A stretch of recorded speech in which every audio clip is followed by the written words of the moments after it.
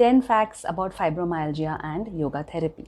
Number 1, fibromyalgia is a chronic condition in which the patient suffers from widespread musculoskeletal pain. It's basically a malfunction of your pain system where your nerves are hypersensitive and they amplify the pain signal. Number 2, the other symptoms of fibromyalgia include chronic fatigue, stiffness in the body, sleep disturbances, digestive disturbances can also lead to IBS, anxiety, depression, TMJ pain, and a variety of other symptoms. Number 3, women are twice as more likely than men to get fibromyalgia, and the typical age is between 35 to 45 years of age. Number 4, there is no specific test to diagnose fibromyalgia, and therefore it becomes very difficult to detect because the signs and symptoms are common to a lot of other conditions. So it's basically called diagnosis of exclusion, where you exclude any other condition that might cause similar symptoms, and if it's none of those conditions, you finally arrive at fibromyalgia. Number 5, causes of fibromyalgia. It's unknown, okay, but there are triggers, there are risk factors. Now, stress, physical or mental, is a major trigger. It could be a chronic condition like autoimmune or arthritis.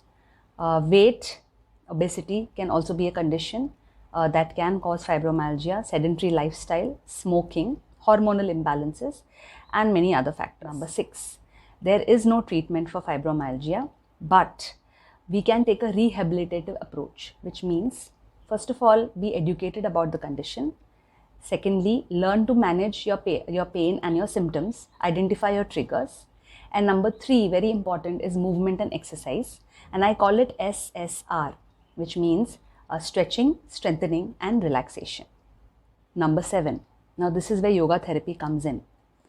Now, joint movements or Anga Sanchalanas are excellent to keep your range of motion intact, to reduce stiffness in the body.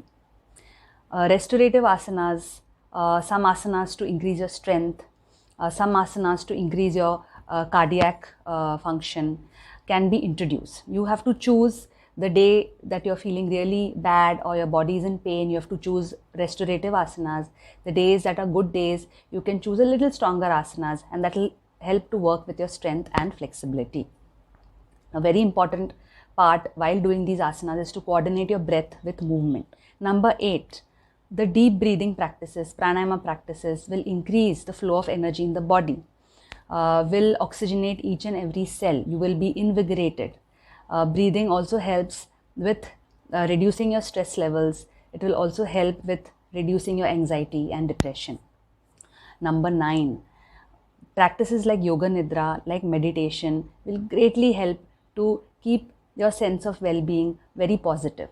It will help again to reduce your anxiety, your depression. It will help you to change your perspective. It will help you to accept the condition and learn to deal with it much better.